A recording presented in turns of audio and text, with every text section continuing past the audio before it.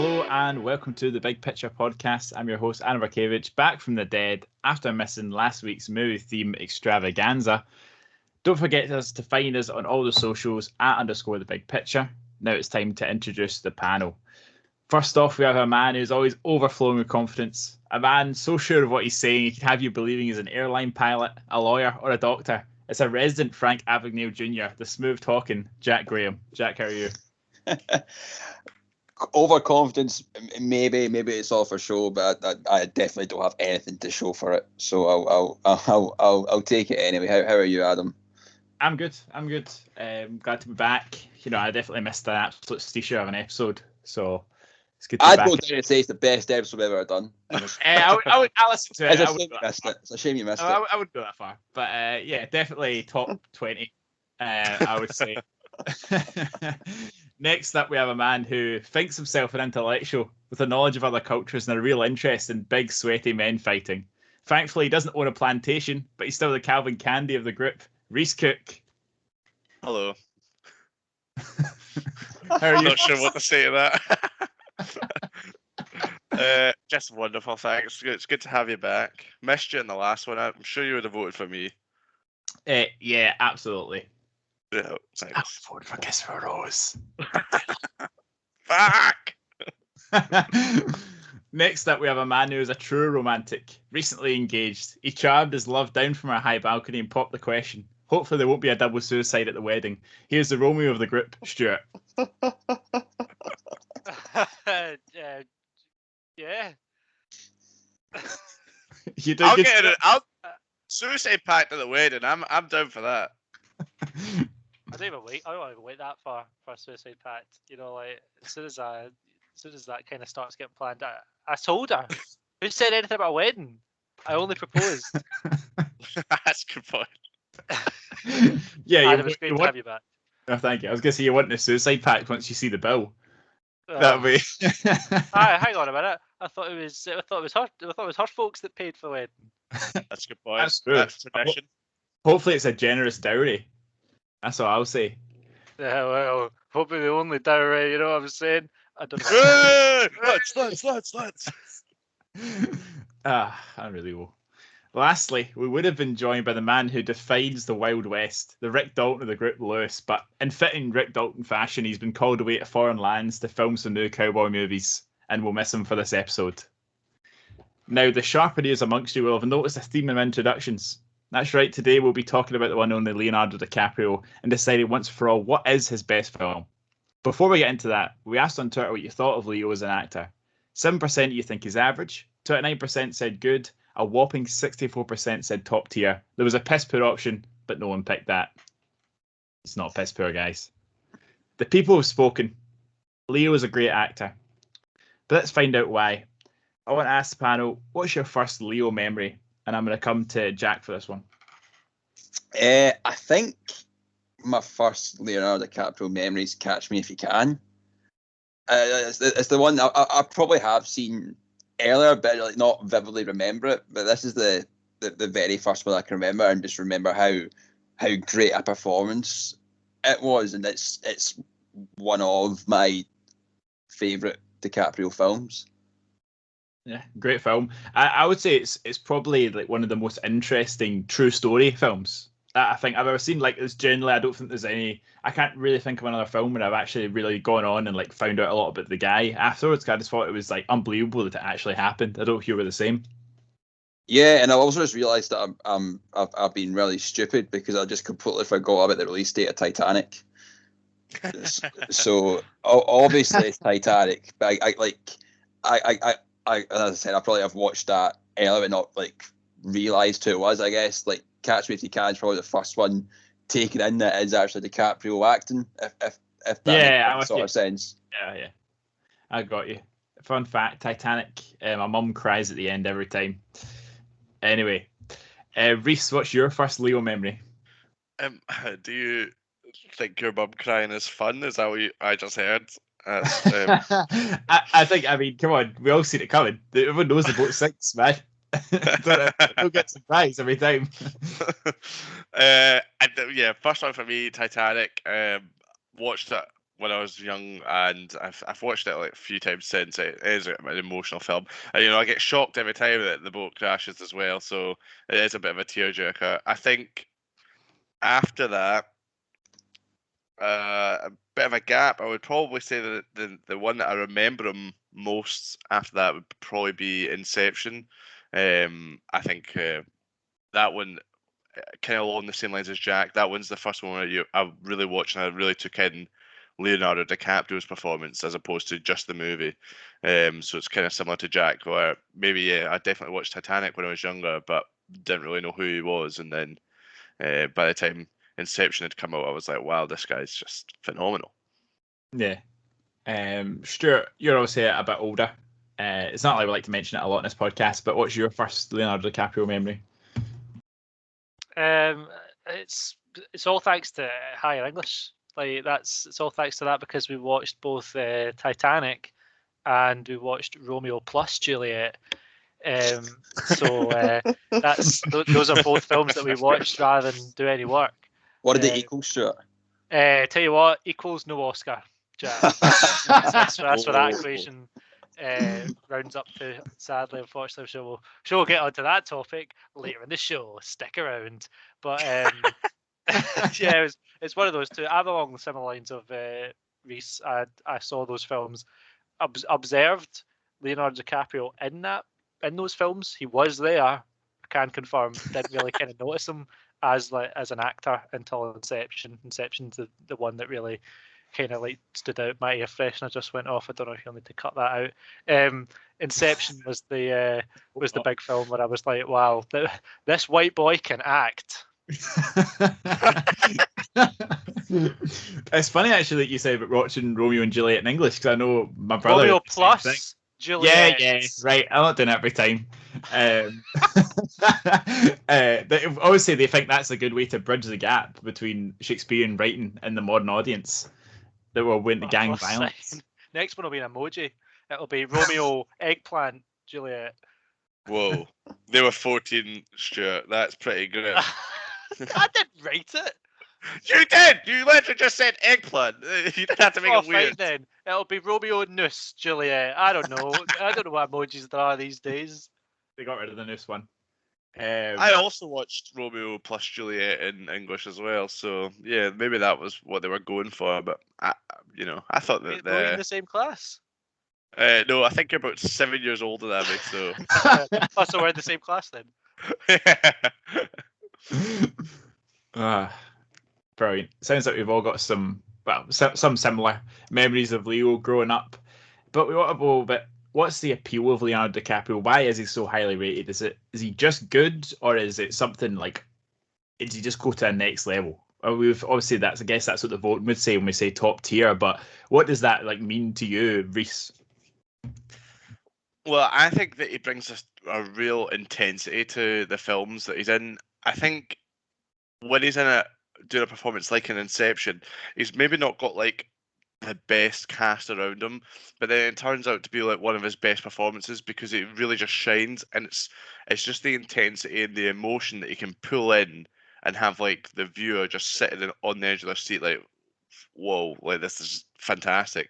And I think that's really what for me anyway, when I'm watching his performances, that's what I enjoy the most. Yeah, he's definitely someone he takes you out of your seat. You definitely feel like you're there. Jack, what's your kind of thoughts on that? I think for what makes DiCaprio a top tier actor for me is he's shown all the way throughout his career his tendency to overact. I think he is probably one of the best overactors in the industry, and how well he's able to convey his rage and just any all sorts of emphasis on any emotion he's trying to portray across the screen. I think he is one of the absolute best to do it. And when he's doing it, you see like for example, The Wolf of Wall Street, when he's you're seeing him kind of go through the movie with how he's trying to make the sales throughout the film, for example. You're able to see how much emphasis and the emotion and conveying the overacting throughout all that, how good he actually is, and makes you believe what he is doing is real at the same time. Yeah, I mean, it was real. That was the scary thing about it. But, Okay, yeah, that's the example, but you know what I mean? Like another. Yeah, I fuck you, Adam. Aye. That's a great point. Stuart, do you have any thoughts on the appeal of Leonardo DiCaprio? Yeah, I mean, first off, like as we said, the guy's an incredible actor, hands down. This DiCaprio guy, he's going places.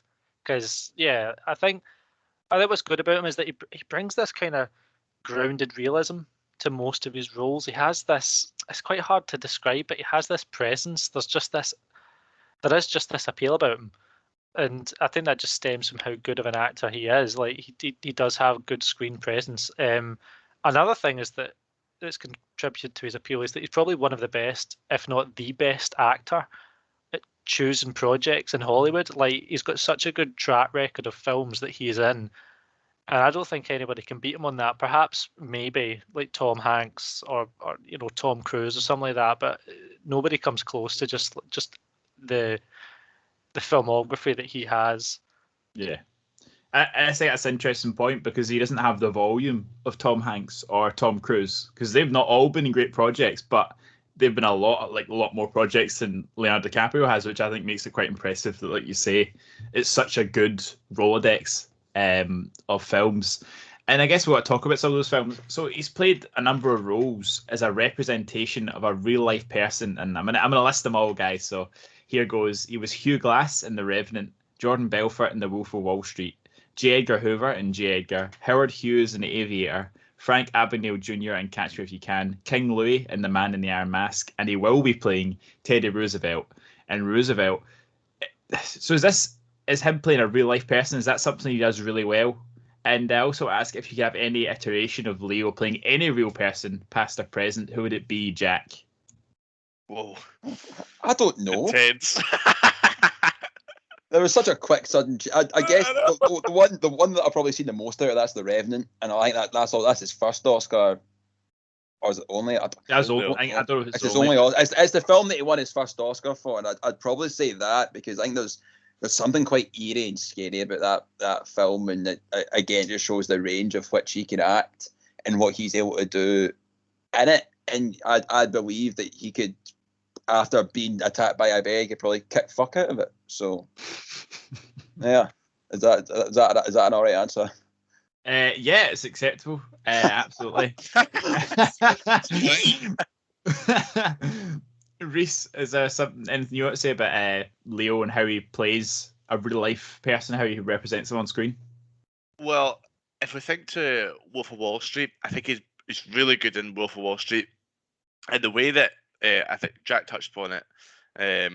It's the intensity that he brings, and he really displays the emotion, and there's a lot of anger and frustration and a lot of jubilation as well in the film, and he really brings that out perfectly, to be honest with you. And I think the film is like 3 hours long, but it doesn't feel like that when you're watching it because it just the presence he has, like Stuart said, the presence he has on the screen really just draws you in, and I think that's his, in my opinion, best portrayal of a real life person. I've not seen Catch Me If You Can though, so that I might be wrong there. That's a great film. Catch Me If You Can. Yeah, I'll give it a watch. So I think that's his best for me portrayal of an on-screen real life person, and I think you're right in saying that it is something he's really good at, and I think it's something that he'll continue to do for the remainder of his career. But to answer your question, I have absolutely no idea. I'm trying to think of I think a political figure would be a great person for him to cover. So if he is going to do President Roosevelt, that would be great. But I think a political figure is what he should be aiming for next in his portrayals of real life people. Yeah, Boris Johnson. Can you see that? No, I was thinking Trump initially, but then I also thought, let's just steer away from politics. Yeah, wise. Stuart, same question to you. If you got it, Dad.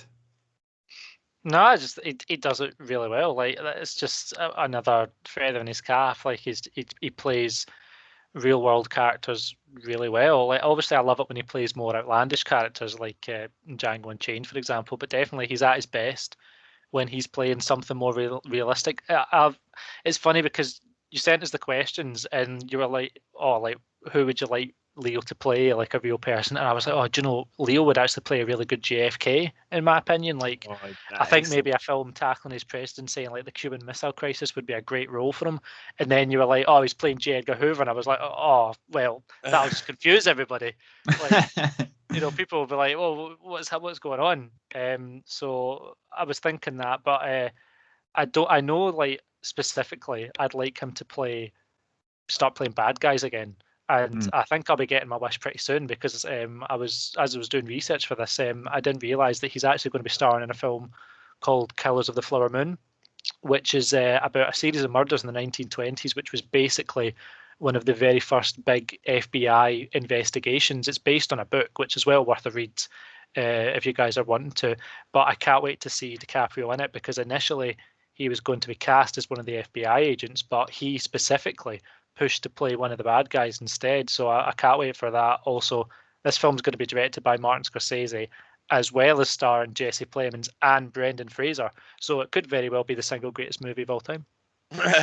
I'm sorry, Adam. I panicked when you came to me straight away. I wasn't expecting. No, it. Don't worry about it. I was for some reason I was very surprised. But if I was to have him as a real life, like for like another film coming up as like a real life story, I'd like to see him as, like, it is probably cliche because there's like a lot of films about it. It's like a football coach. I think he'd be good given that kind of a sports role in that. Yeah, it's similar to like the career of Al Pacino and doing is it Any Given Sunday he was in? Yeah. I've never seen it before. Yeah, but a great actor and then plays a coach. But yeah, you know who plays? Yeah, you know who's a great actor that plays a coach in a film? Steve Martin in Cheer by the Dozen. Oh, yeah. Wow. Completely unrelated to the plot of said movie, but he does do that. As we know, that's like the C plot of that film. I think it's just like a scene that happens. I like that. Yeah, I didn't think we started talking about Leo. We'd end up talking about Cheaper by the Dozen, but there you go. We got there, guys. We got there. And it's always been mentioned. A big part of the conversation around Leo for years was his lack of an Oscar, despite Oscar-worthy performances. And although a few of us aren't fans of the Oscars, but did that tag of not having won an Oscar affect the perception of Leo negatively? And are we placing too much weight on the opinions of the Academy, Stewart? I think too many people put too much emphasis on the Academy Awards. I might sound like a prick when I say this, but the whole concept of the Oscars just seems like the most masturbatory, self-congratulating thing. Everyone just shows up to pat each other on the back and say, "Well done, you deserve an award for such and such." Like, films are art. Like, it's not the place of some board committee to decide which films are good and which films are bad. I like a lot of films. I dislike a lot of films, but that's my objective opinion on which films I do and don't like. I mean, the same goes for actors. The amount of people who said for years and years that Leo deserved the Oscar for, like, and I agreed with him, he did deserve an Oscar for certain films, and he still never got one, just shows how out of touch the Academy is.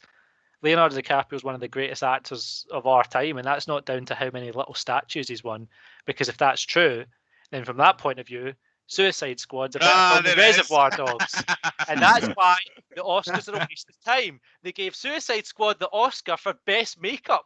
What? Did you see what they did to the Joker in that film? They put a tattoo of the word damaged on his forehead. Who thought that was a good idea? That's like something a 12-year-old would do. And did you see Killer Croc? He looked like a two-legged piece of actual shit. He looked nothing like a crocodile. They put him in a hoodie for the whole movie because he looked so fucking awful. They gave the Oscar for best makeup to that film. All right, Reservoir Dogs got nothing. All right, that's it. The Oscars, they mean nothing. I'm actually going to see the Suicide Squad tomorrow, so hopefully it's better. Fingers crossed. There's no Will Smith, no Rhys. There's no thank fuck. Rhys, you want to take over? And I know you're a big lover of the Oscars. I actually do like the Oscars.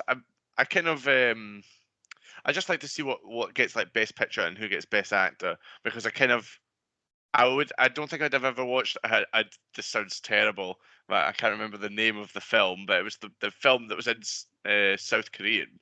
I obviously don't speak Korean, so I'd never Parasite. watched Parasite. Yes, I'd have never watched that film, but then it won Best Screenplay, and I watched it, and it's one of the greatest films I've seen in the last decade. You know, it was fantastic. So I do hold some weight in the Oscars, but I don't think Leonardo DiCaprio not winning an Oscar was detrimental to him or his career or his legacy or anything like that. In fact, I actually think that it largely benefited him, because people were then going out and going, look how good this guy is, and it became kind of this like social media trend where everyone would, every time the Oscars were on and Leonardo DiCaprio was up, they would be like, can't believe that he's not won again, look how brilliant he's been, and then they would just list off all these fantastic films where he should have won an Oscar. And I do think that a large part of the Oscars is, you know, sometimes you do get a film like Parasite that'll get the Oscar, but when it comes to Best Actor, you tend to have to be a seasoned actor. You have to kind of, it's not, it's never down to just one performance. It's always down to your career. You have to smoosh the academy. You have to have been there, been around. So I don't really think it mattered that he hadn't won it. And I think it was just better for him that he waited until The Revenant when he got it, which isn't even one of his best films. But I just think it was better for him globally. He got a bigger fan base, I think, off the back of the social media trend of everyone saying, "Can't believe this guy's never won an Oscar." Yeah, I think that's a really good assessment, actually. Jack, I'll come to you. Jack, was me. Jack, I'll come put up clapping hands, or someone put up clapping hands. Yeah, Jack. I did that ages ago for me. I don't know. But what was I gonna say? Yeah, sorry. Jack, can we come to you for a final word on that, and I'll stay with you for the next question? That's all right. I couldn't give a shit about the Academy Awards or that. I couldn't tell you who's won it, like, in X amount of years. I just know that the big thing was that Leo never won it, and if anything, it probably did a positive thing, I guess, because it's probably got a better reaction for folk were saying, "Oh, look, he's done such a good job in this movie, yet he's still not won it." And I guess that's only a good thing, because it's going to keep talking about it, and he himself doesn't really care about the awards or that. I agree wholeheartedly with what Stewart was saying about it. I just couldn't give a shit. Yeah, strong words. Yeah, all publicity is good publicity, I think, is the point of that. Yes. Yeah, so just to stay with you, Jack, we've also seen Leo. We've played some very popular characters in fiction. He's played Gatsby, he's played Romeo. And for you, does Leo give something different to these characters, or is it, is it too difficult to have a new take on something that's been done a million times before? I think, as much as I probably do prefer older versions. I also like when Great Gatsby, the re-release of that with Leonardo DiCaprio came out. The soundtrack was very modern. It did feel, even though it was set back when it originally happened, a lot of it did feel kind of modernized in the same way. And I think he is probably one of the best actors to bring kind of older films into a more modernized era. I would say that. Not necessarily that I enjoy them more, but he is probably a polarizing figure in that kind of area of film. Yeah, I think that's a good point. There's definitely, I've got my own thoughts on the Great Gatsby film. The Robert Redford one is better for me. Yeah, Stuart. Yeah, thank you. Stuart, what's your thoughts on that? I've not seen The Great Gatsby. I've heard good things about it. I just never, like, we all read the book in English. That was enough. I already know. I have which quotes I used in my critical essay and my close reading. I don't need to see Leonardo DiCaprio say those lines.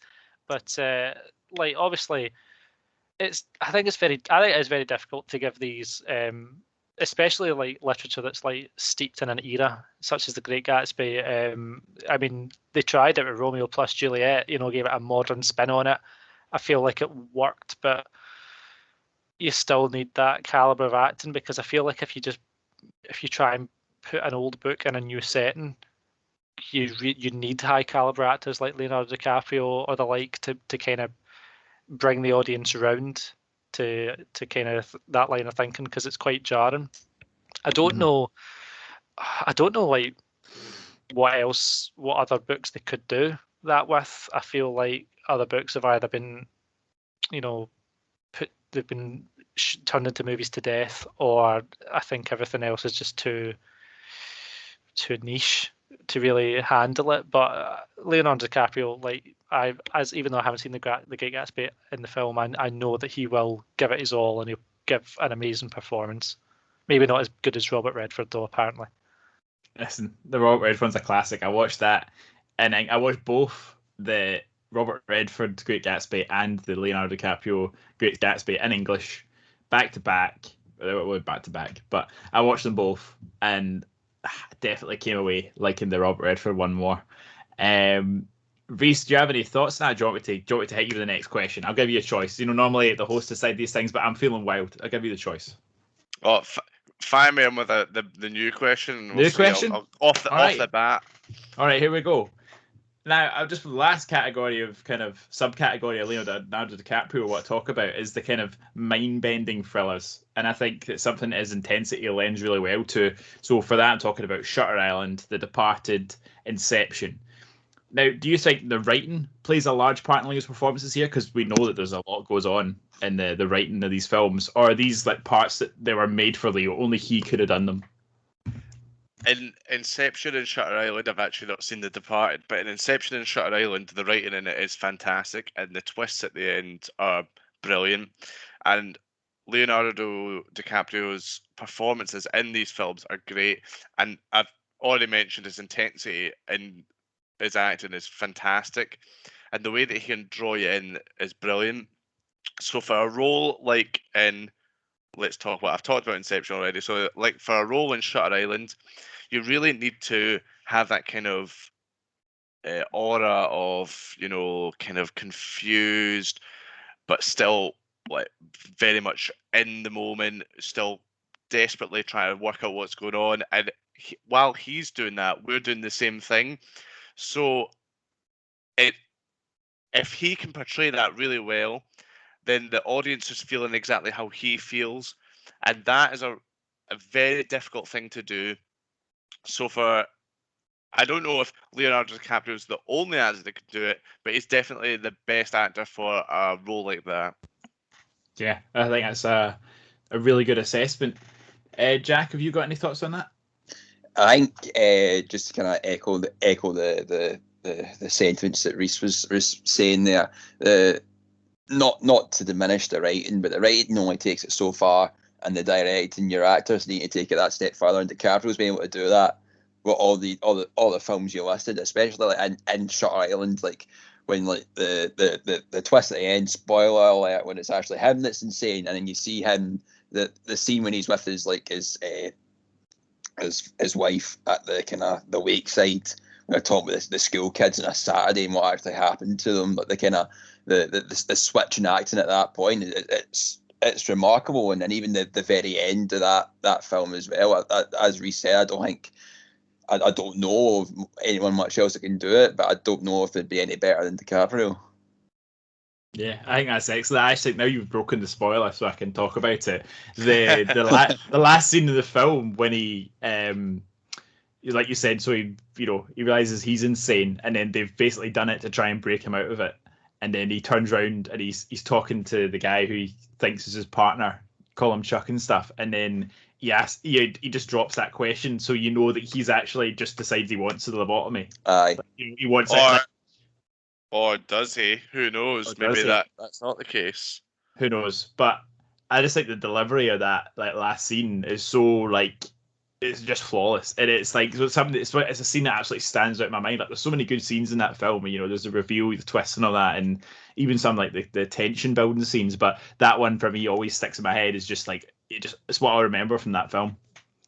But Stewart, would you like to comment on Leo's performance in mind-bending thrillers? I mean, again, like you said about how like it's just does the writing play a large part? Like I think I'd say it goes beyond the writing. I think Leo is that good of an actor that not only can he give a great performance, but he can also stand out amongst the cast. I mean, when you look at films like Inception and especially The Departed, they have bigger cast with other well-known actors who are all really incredibly they're so good at their craft. But Leo brings so much to a role that he stands out even when he's alongside the likes of Jack Nicholson or Michael Caine. Like he is always one of the standouts. It doesn't matter whether he's in a supporting role or a main role. Like he will always have something that like outshines everyone else. Yeah, I think that's a really good final note, Stuart, before we get onto the pitches. But we did ask on Instagram for you to submit your favourite Leonardo DiCaprio films. And for them, just to remind you, find us on Instagram. That's @_the_big-picture. Here's what you guys said. Lucy Conley said The Great Gatsby. David Campbell says that Romeo plus Juliet was his bisexual awakening, but he also loves Once Upon a Time in Hollywood. David Campbell, of course, friend of the podcast. Following on from that, Alison Jenny Frater said Romeo and Juliet with lots of exclamation marks. Danny Lee said Shutter Island and Inception. Blair Henderson said The Departed. Scott Brennan said Shutter Island. And Stefan, my brother, said Shutter Island. So, we've talked about Leo. We know what he does. We know what he does better than anyone else. We know why he's a good actor. We know why we like him. So now I think it's just left for us to decide what is his best film. So that's what you guys are going to help me do. Rhys, why don't you take it away and tell me what is Leonardo DiCaprio's best film? Right, fire in. Okay. So I found it quite difficult to decide what Leonardo DiCaprio's best film is. He brings so much intensity and emotion to every role. So to pick a Leo performance would be kind of a best Leo performance would be kind of unjust to so many great Leo roles. So I've gone strictly for what I believe to be the best Leonardo DiCaprio film, and then for that I've gone The Great Gatsby. And don't get me wrong, I think Leonardo DiCaprio's performance in this is fantastic. Its whispering voice brings intrigue and intensity into a very difficult role to fulfill, like we touched upon earlier. And DiCaprio's ability to convey emotion shines in this film, as he's got you rooting for him very early on. I do believe a lot of that is down to the excellent writing from F. Scott Fitzgerald. The Great Gatsby is one of my all-time favourite books, and its strongest point for me is its writing. However, the majority of the writing in the book is done through the protagonist relaying it to you, and it's not through dialogue. So to create a film interpretation, you need to be able to use the incredible writing in a clever way, which this film does. It's done through Nick writing the story as what begins as therapy. And I thought it was such a clever notion, and I'm glad that they were able to keep up most of the original writing. I don't really need to explain the story because we've all read the book, so we all know what happens. And if you've not read the book or seen the film, then you desperately need to catch up because it definitely will be worth your time.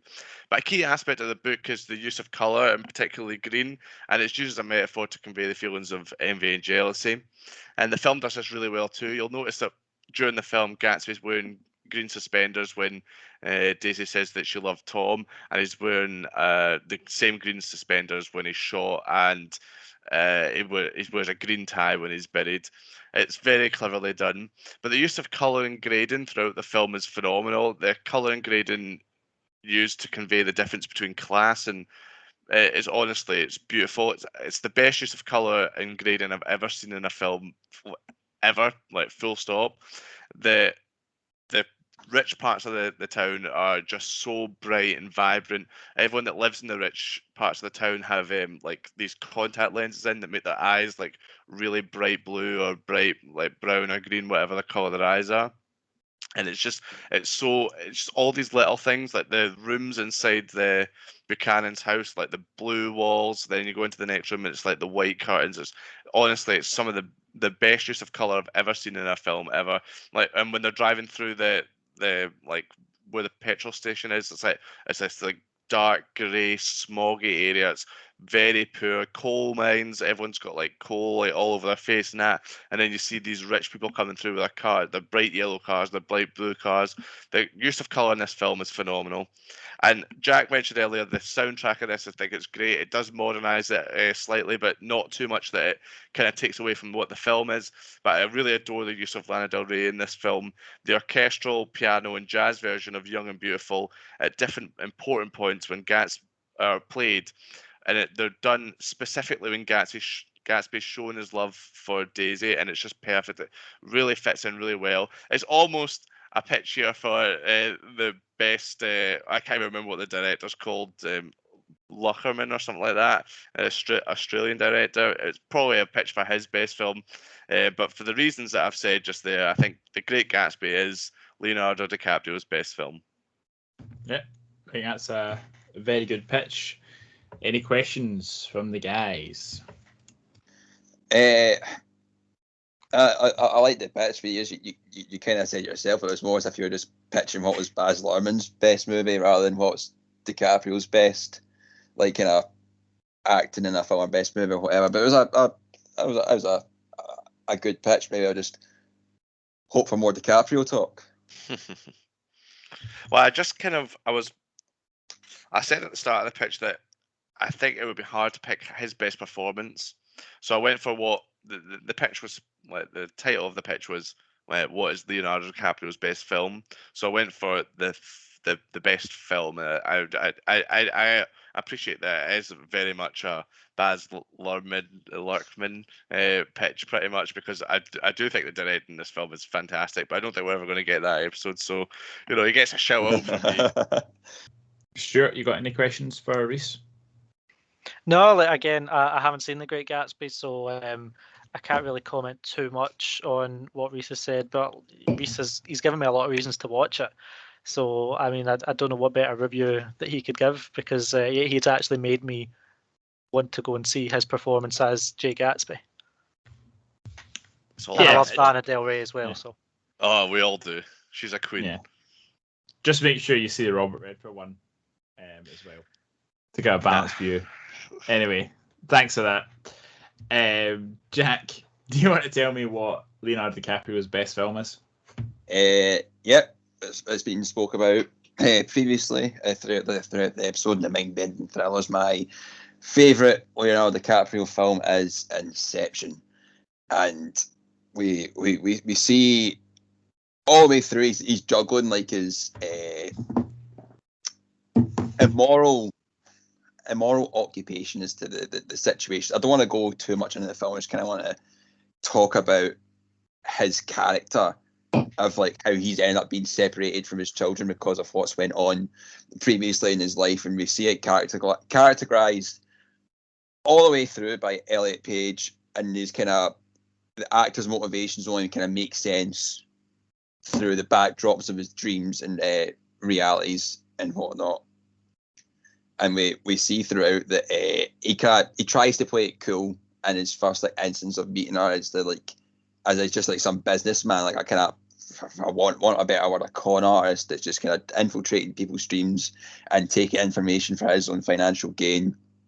A bit of a kind of spy, kind of James Bondish type confidence in that, where we show the depth of how much DiCaprio has in that character of Dom, and we're seeing the kind of the best acting moments in that is with his on-screen wife Mal, Marion Cotillard, I believe that's the correct pronunciation, who's the kind of woman who lingers in his subconscious throughout the entire film, and we see that's the moral struggle he has, because he's not allowed entry back into America because of a situation that's happened with his wife where they believe that he's killed her, where it's not the case, and they're having to go on and do this heist going into folks' dreams that allows them to potentially get back into the country. But we see that the Mal was able to kind of convey the anguish of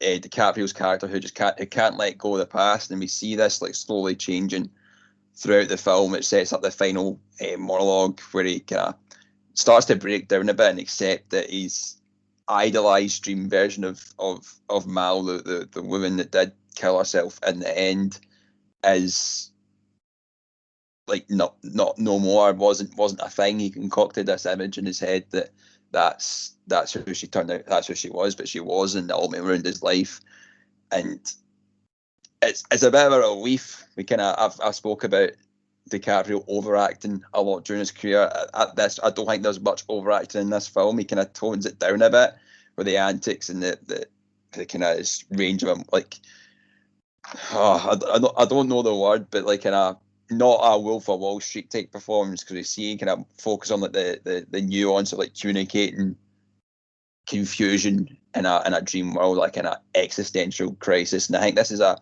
performance where it's quite far out compared to other films, that it stands in a league of its own for me, and that's why I think that Inception is the best DiCaprio film, as mumbled as I gave the pitch. I didn't think it was very mumbly at all. I thought it was great.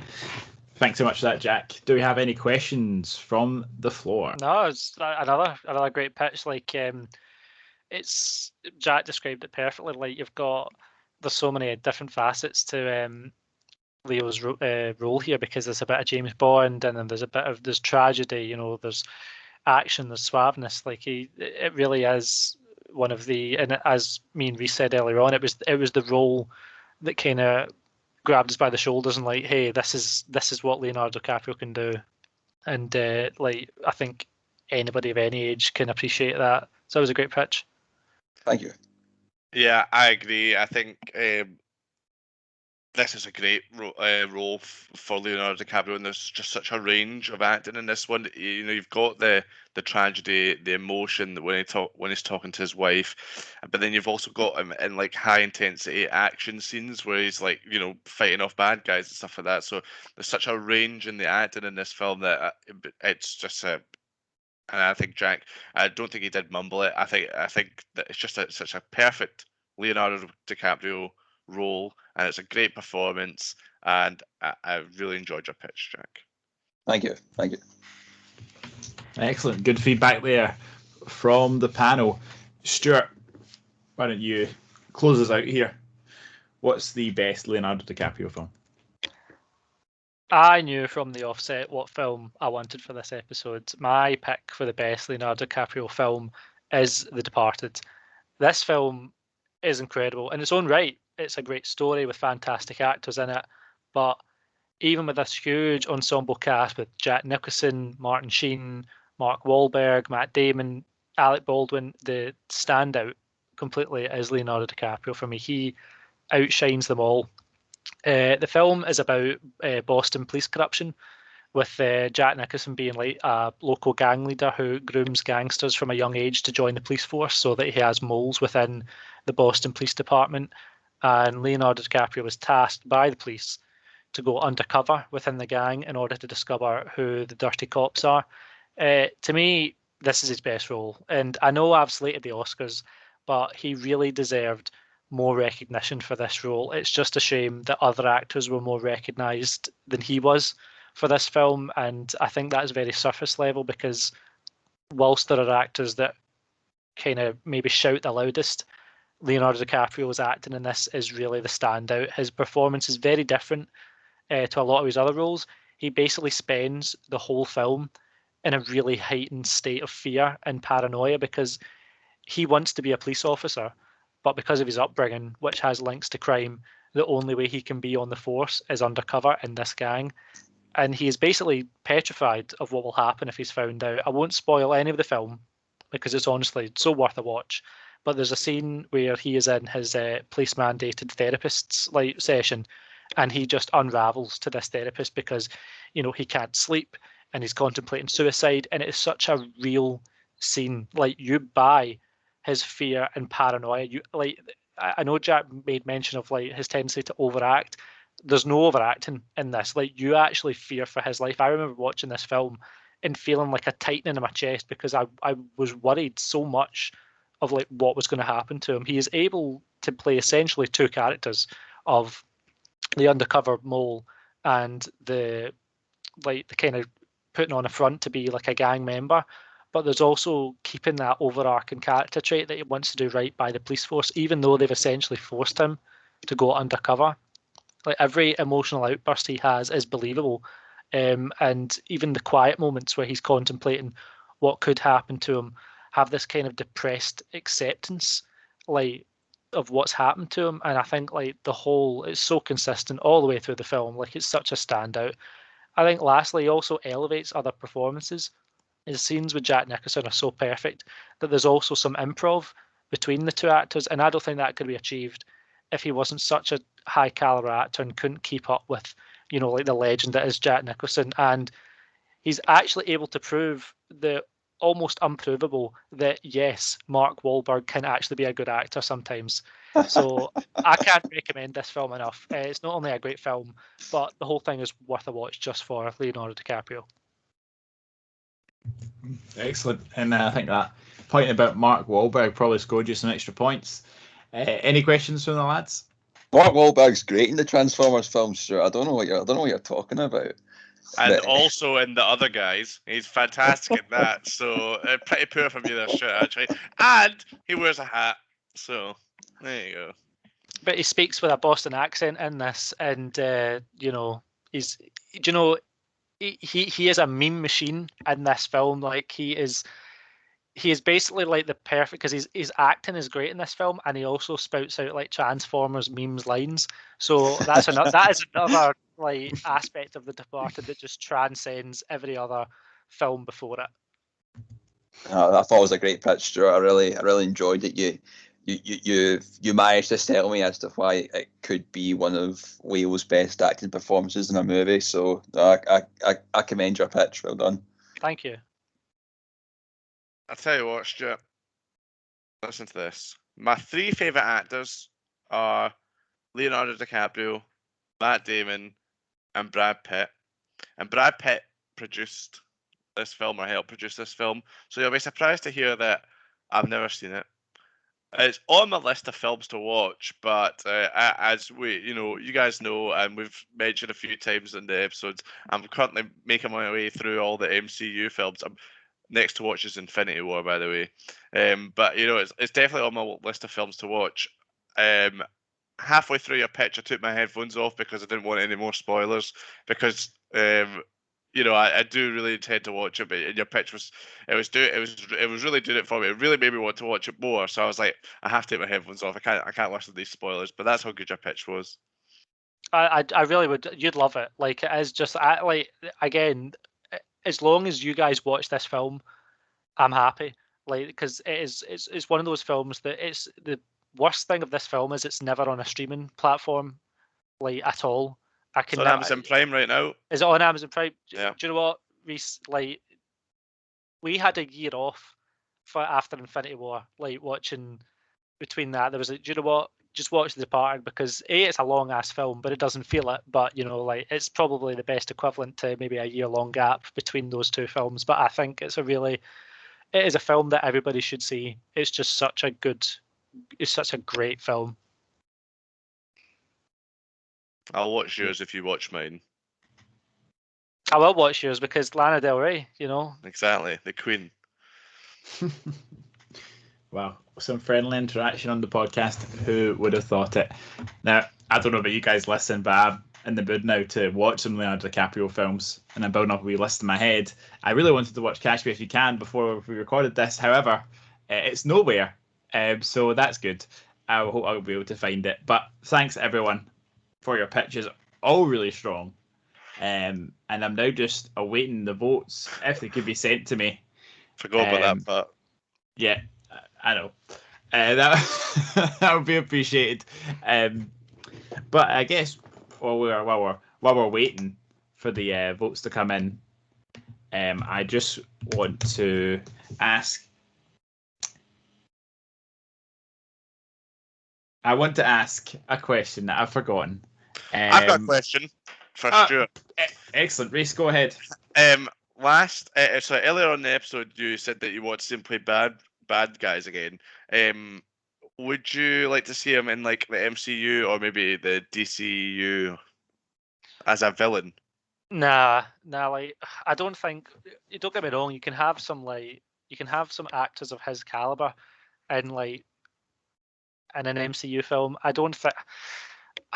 I feel like it's kind of hard to describe. See, whenever a Leonardo DiCaprio film comes out, it's kind of similar to when like, and usually they are linked, but it's usually like when a Scorsese film or a Tarantino film comes out. It's something that you know you're in for something special. Don't get me wrong, I'm a massive fucking comic book shell, and you know I'll watch any comic book movie because I'm a huge fucking nerd. But those types of films, see, a DiCaprio film is like, it's not like going out for like fast food with your pals. It's like going out for a really nice meal where like you have a nice adult meal and you talk about adult stuff like the economy and politics, and you feel better for having put yourself through that, because it just feels that bit more mature. It feels that bit more nuanced, as opposed to like, you know, going to see your average MCU flick. It's I would really not like him to be a part of anything like that. I feel like he is not something that's easily. He's like the kind of anti-franchise kind of thing. I just don't think it would suit. What about you, Rhys? Would like, but your same question back to you. Would you like to see him in that kind of role? I feel like actors go to the MCU to kill their career. Like, that's it. Once you're in the MCU, that's it. Everyone just sees you as that role for the rest of your career. So it's like the last step in your career. So I wouldn't like to see him there, certainly right now, maybe like 10, 15 years down the line. It's funny that you say like that the MCU is where actors' jobs go to die, when the whole thing is built on rebuilding RDJ's career. Well, that's true as well, you know. Other than him, everyone else goes there to die. Interesting. That's a good, so totally spontaneous discussion. But although we're talking about MCU, I could definitely see Leo in a role akin to, say, one of the Netflix Marvel shows. You know, we've seen a really good Kingpin in Daredevil. I could see him maybe being a Silvermane or something like that. I don't know if you get any suggestions on that front, Stuart. I don't. I really. There's nothing that I could really say that, oh, he'd be a perfect this or that. Leo's just, he's just too good. Like he is his own thing. Like that's the thing. He brings his own performance to, like, he brings his own gravitas to every performance, and I can't compare it to anything. So I really couldn't see him as anything. Sorry. That's okay. I forgive you. Just to close out that topic, Jack, could you see Leo playing any villain, any universe? You just give him. If there's a villain you want to play, you say it right now. No. The Riddler. No, no. I don't want him in any kind of comic booky superhero type film. It's not. Not that I don't think he'd be great in it. I can't see it, and I like the pool that DiCaprio has already for the kind of movies he does, the directors that he wants to work with. I like that he knows his lane and he's excelled that lane, and he doesn't need to switch lanes.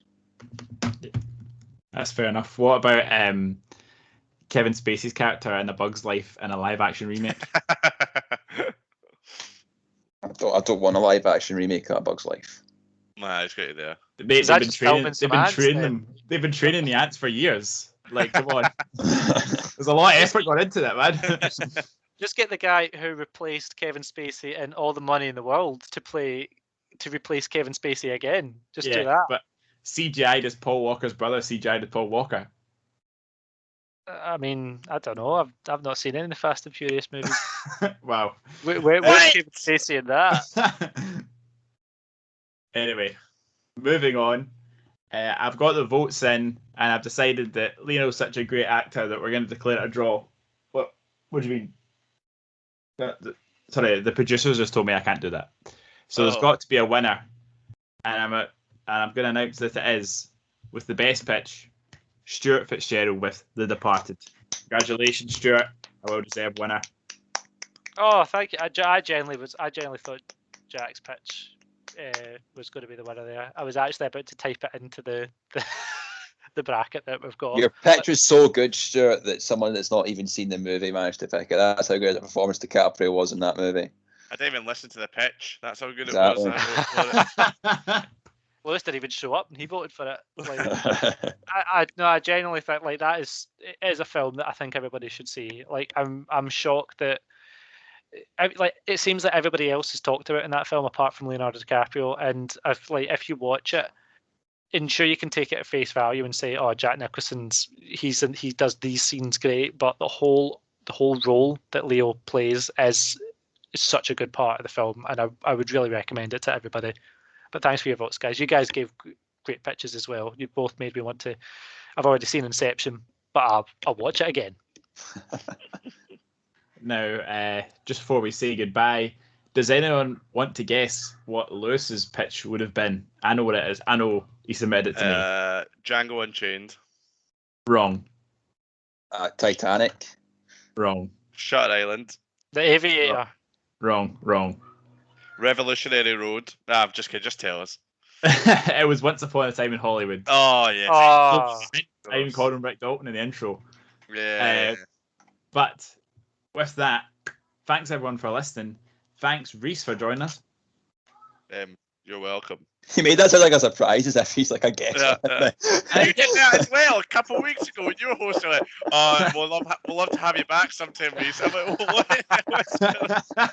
sorry, Rhys, we're gonna have to let you go. Yeah, well, you've taken time out your day to be here. That's because you do it every 2 weeks. Doesn't mean that it's not a good thing you've done. I took a whole week off work just to make sure I was free for this day for the podcast. It still was almost late. No one like you, Rhys. There's no one like you. Jack, thanks for joining us. That's all right, man. Don't worry about it. Stewart, thanks for joining us and winning. Congratulations on that. That's okay. Thank you for hosting. Another great job. You're too kind. Thank you.